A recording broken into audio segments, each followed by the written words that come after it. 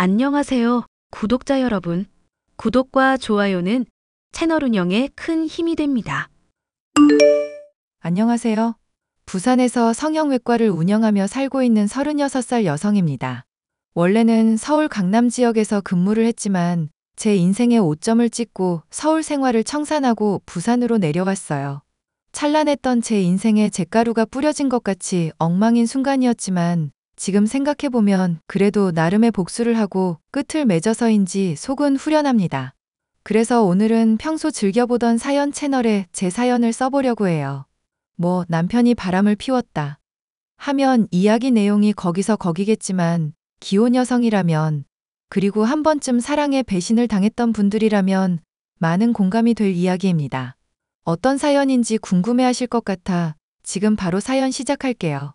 제가 중학생이던 때 아버지의 외도로 부모님이 이혼을 하셨습니다.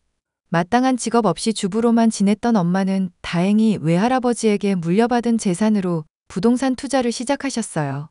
다행히 남다른 안목으로 투자하는 곳마다 재개발이 된다거나 집값이 뛰어서 많은 이득을 볼 수 있었습니다. 그래서 불과 몇 년 만에 300억이 넘는 자산가가 되셨고 남부럽지 않은 생활을 할 수 있었던 거죠. 어려서부터 하고 싶은 거, 먹고 싶은 거 다 하면서 공부에 취미가 있던 저는 의대에 진학했어요. 의대 졸업 후에는 서울 강남에서 선배가 운영하는 성형외과에서 경험도 쌓을 겸 일을 시작했고요.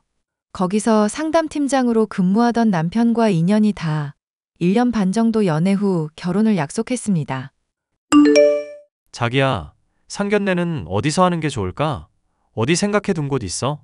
아무래도 지역은 서울이나 부산 둘 중에 하나로 하는 게 좋을 것 같아. 그럼 장모님 서울 구경도 시켜드릴 겸 서울에서 하는 게 어때? 그럼 내가 호텔 식당 예약할게. 플라자 호텔 괜찮지? 이번에 리뉴얼해서 오픈했다는데. 어머니도 괜찮으시죠? 너 친정이 부산이라고 했지. 그나저나 너희 엄마는 시골에서만 살아서 대도시의 삶을 잘 모를 거야. 그치? 어머니, 부산도 도시예요. 서울 다음으로 큰 행정 도시잖아요. 그래, 그렇다고 해줄게. 호텔 식당도 이때 아니면 언제 가보시겠어? 서울에 왔는데 호텔에서 밥은 먹어줘야지.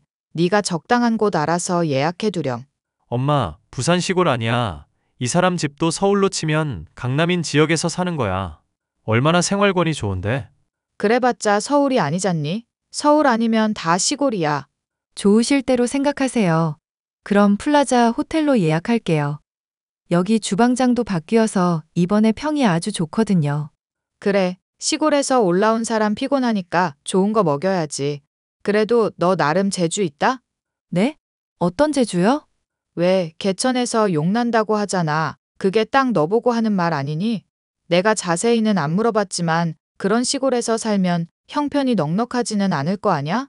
그 형편에 의사까지 된 거 보면 너 정말 악착같이 살았겠구나 싶어서. 엄마, 그만해. 왜 그래? 부산도 도시라고. 왜 이 사람 무시하는데? 아이고, 너는 벌써 새아가 편드니? 내가 틀린 말 한 것도 아니고. 어머니가 생각하시는 것처럼 저희 집 그렇게 어렵지 않아요. 대학 가고 저 시집 보내실 정도로 여유 있으시고 노후 자금도 다 마련해 두신 상태예요. 그러니 예쁘게 봐주세요.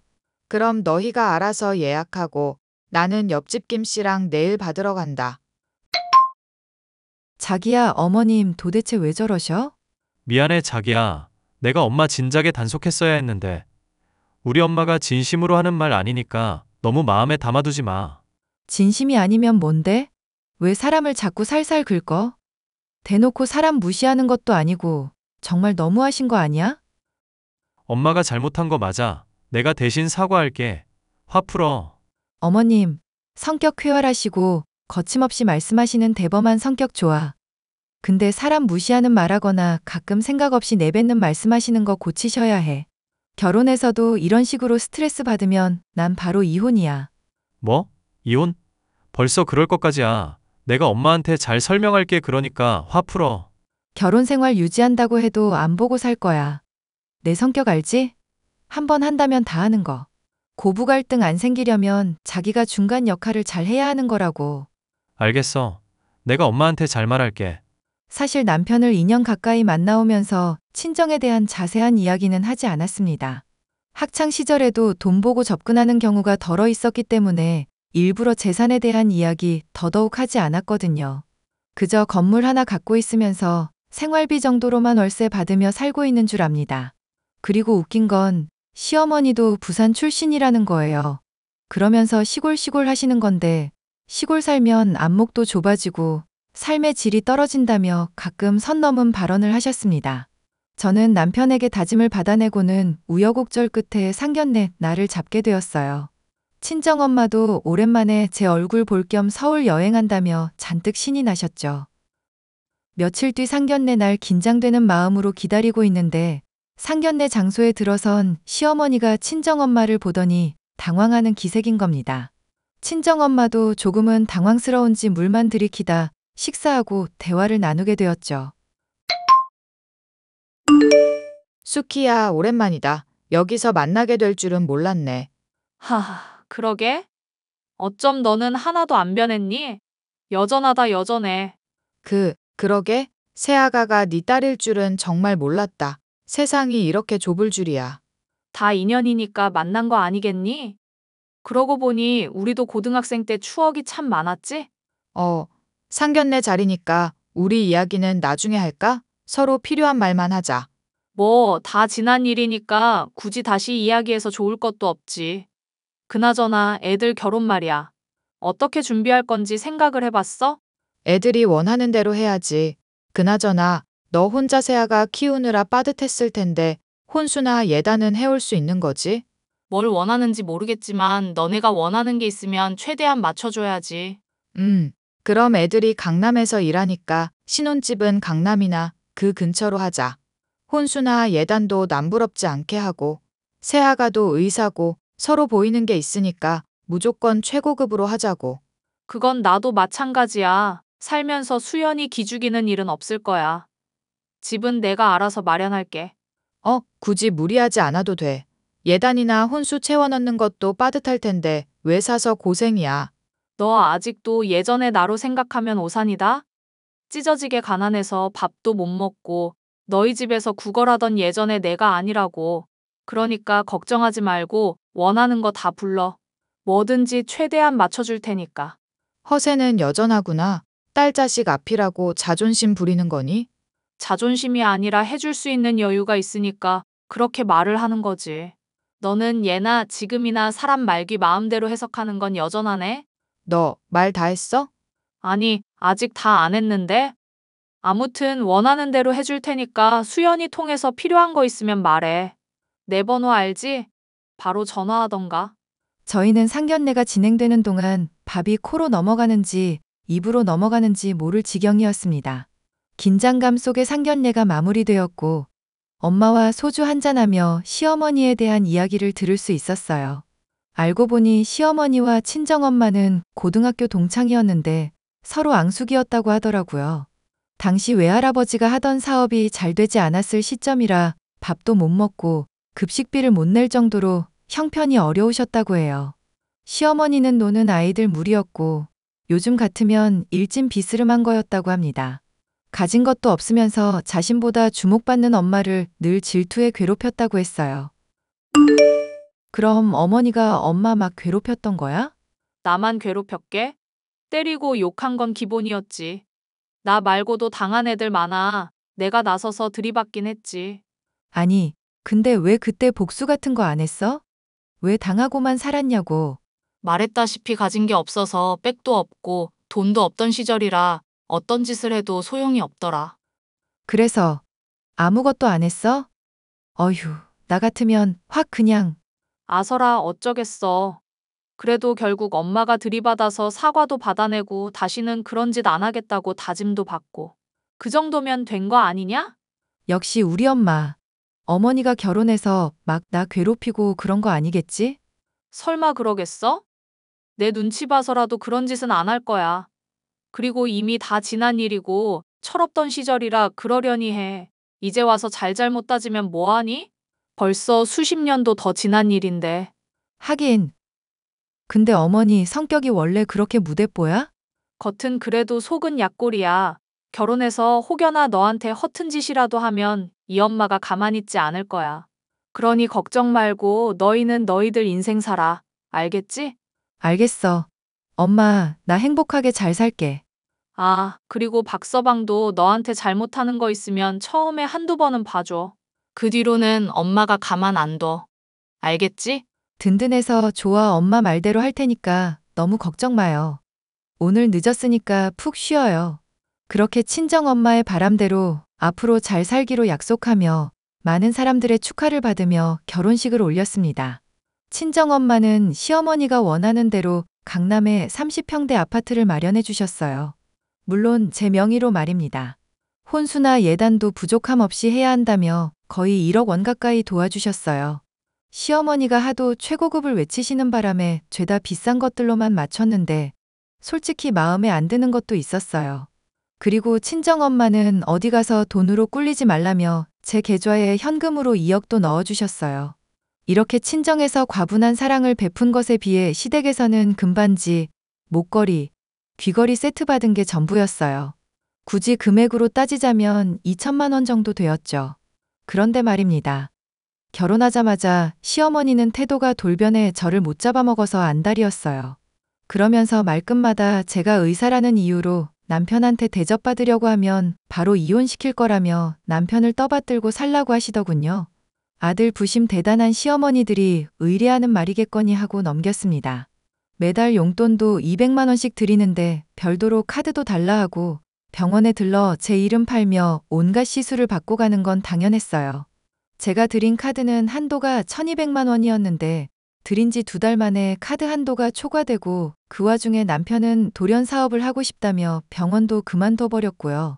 제가 벌면 되니까 상관없었는데 한 달, 2달이 지나도 남편은 재취업할 생각이 없었습니다. 마치 작정하고 제 돈 쓰면서 지낼 요량으로 병원을 그만둔 것 같았죠. 자기야, 고생은 젊어서 한다잖아. 다시 재취업할 생각은 없어? 그동안 많이 일했잖아. 당분간은 좀 쉬고 싶은데. 그래도 적당한 일자리 찾아서 재취업은 해야 하지 않을까?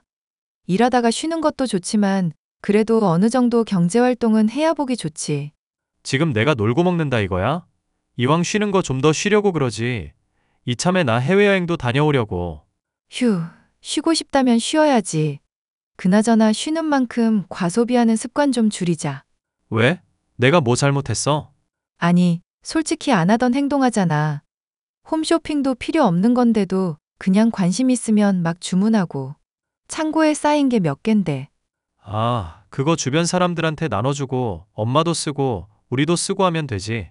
당신도 당신이지만 어머니도 문제야. 내가 용돈 매달 200 드리잖아. 근데 모자란다고 카드도 달라시더라? 그런데? 카드 1200짜리 드렸는데 2달 만에 한도 초과됐다니까? 내가 말씀드리면 기분 나빠하실 거니까 자기가 잘 말씀드려줘.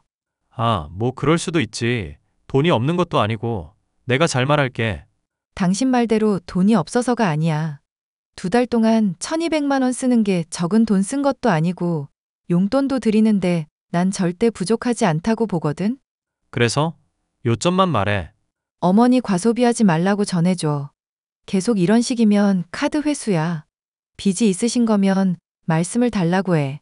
같이 해결 방법을 찾으면 되니까. 알겠어. 제가 병원에서 일하면서 받는 월급이 월 1000 이상은 되고 가지고 있는 여윳돈까지 하면 부족한 건 아니었어요. 하지만 시어머니와 남편이 과소비하는 습관을 멈추지 않으면 금방 돈이 바닥날 것 같았습니다. 솔직히 1200만 원이면 보통 사회초년생 연봉 절반인데 그 금액을 2달 만에 사용하는 건 대단하면서 말도 안 되는 일이었습니다.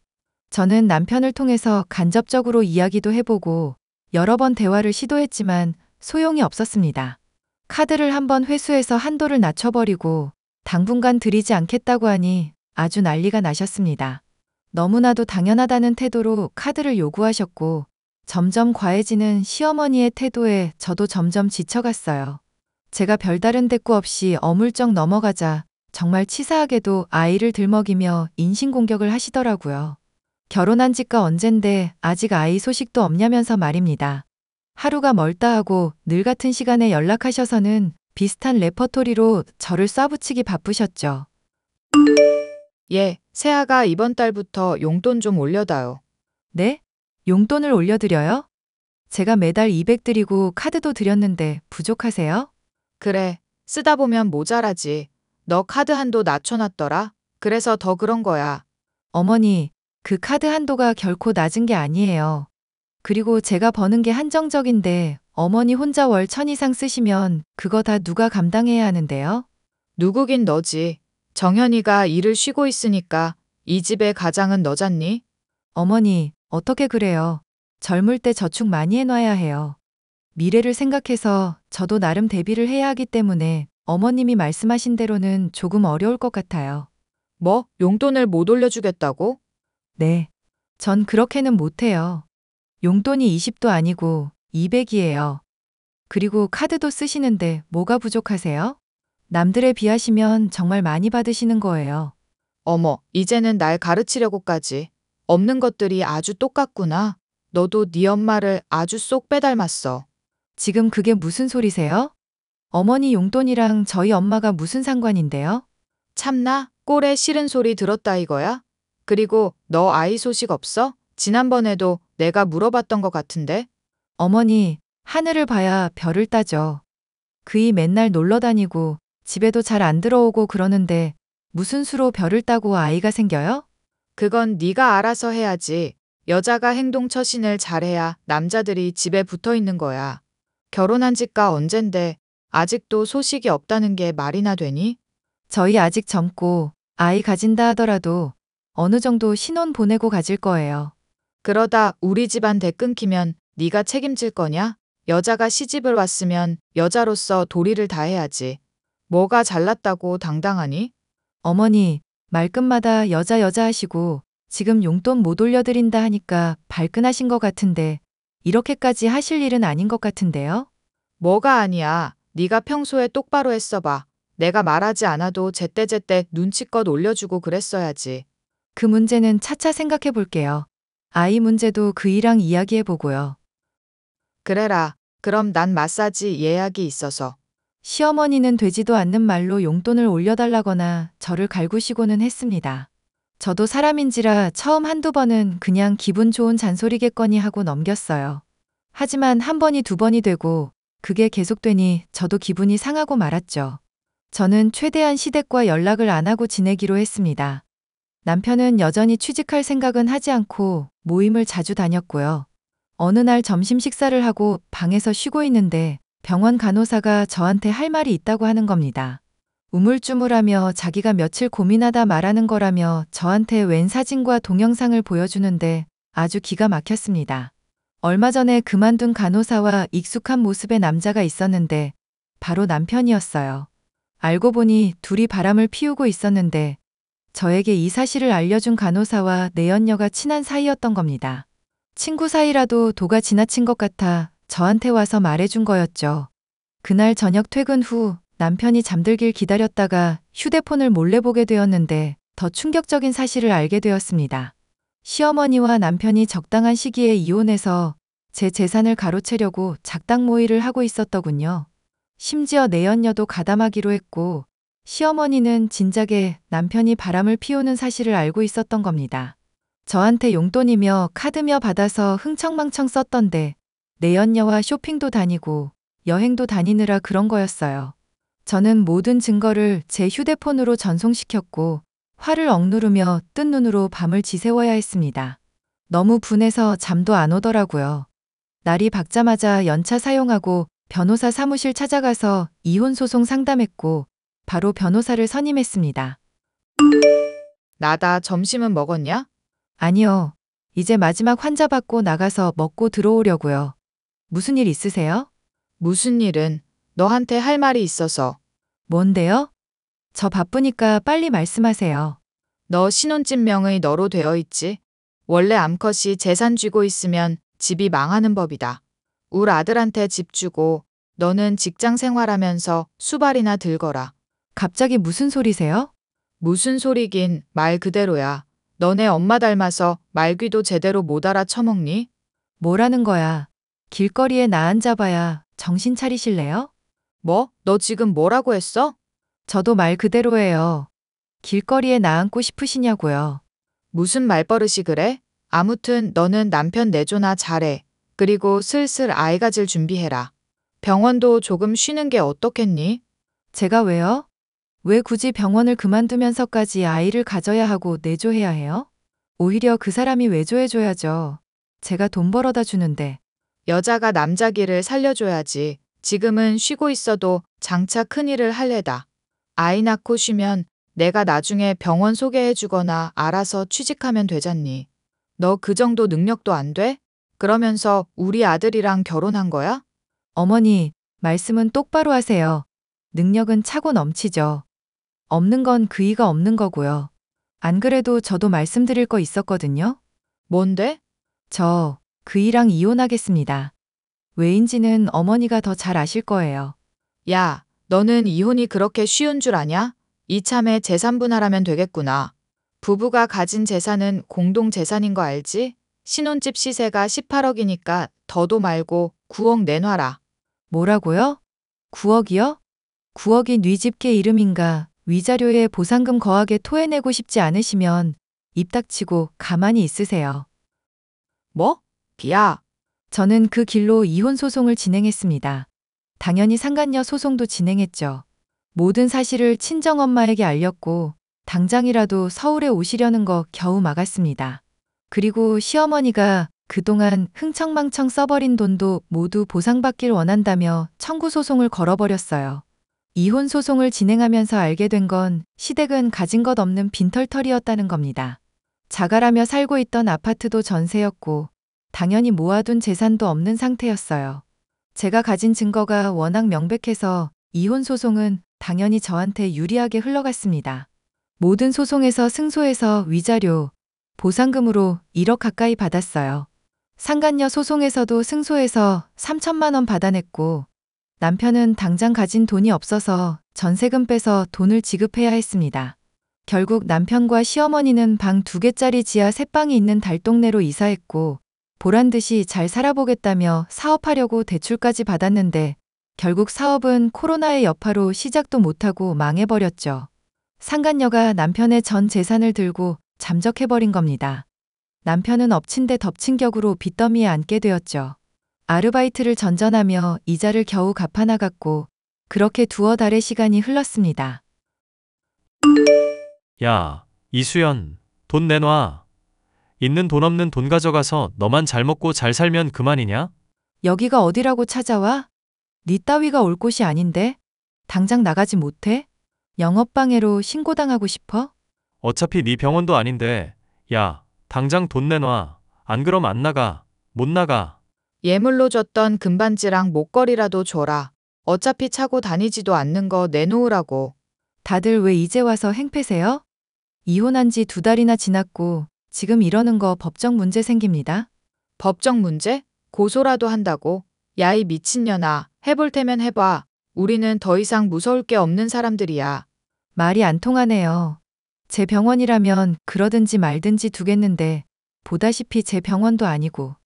원장 선생님이 아주 화가 나셨는데요. 지금 당장 내 계좌로 돈 보내. 지금 너 때문에 내 인생 망하고 거지같이 살고 있는데 너만 잘 살게 둘 순 없지.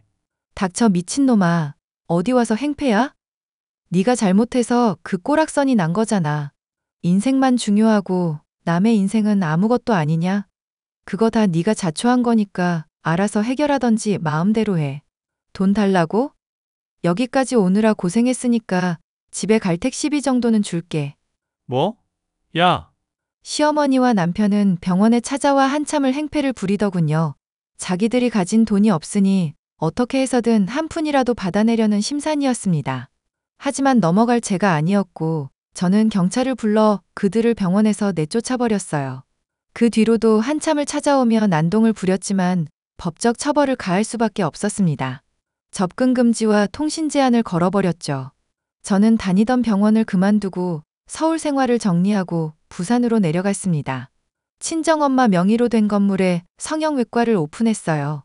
5층으로 된 건물이었는데 입원실, 수술실 등 다양한 격실을 갖추고 1층에는 카페로 꾸몄습니다. 그렇게 오픈한 지 1년째인데 K뷰티의 여파로 일본, 동남아 등에서 많은 사람들이 오고 입소문도 많이 났습니다. 1년에 10억 넘는 매출을 올리며 승승장구하게 되었죠. 제 인생의 오점인 남편놈은 어디서 무얼 하는지 관심도 없습니다. 아마 아르바이트를 전전하며 하루 먹고 살기 바쁘겠죠. 그래도 남편 덕분에 사람 보는 눈은 조금 기르게 된 것 같아요. 당분간 결혼의 뜻은 없지만 저와 마음 맞는 사람이 나타난다면 좋은 방향으로 흘러가게 하고 싶어요. 마지막으로 남편에게 한마디만 하겠습니다. 서울에 살고 있는 35살 박정현. 평소에 너 튜브 많이 하던 놈이라 이걸 볼지 모르겠지만, 이거 내 이야기랑 비슷하네? 라면 너인 줄 알고 잘 새겨들어라. 어디 가서 괜히 다른 여자 고생시키지 말고 너 혼자 평생 살라고. 나는 잘 먹고 잘 살고 있으니 너무 걱정하지 말고 양심 지키면서 잘 살아라. 제 사연은 여기까지입니다. 긴 사연 들어주셔서 감사드리고 공감되셨다면 응원의 댓글 부탁드릴게요.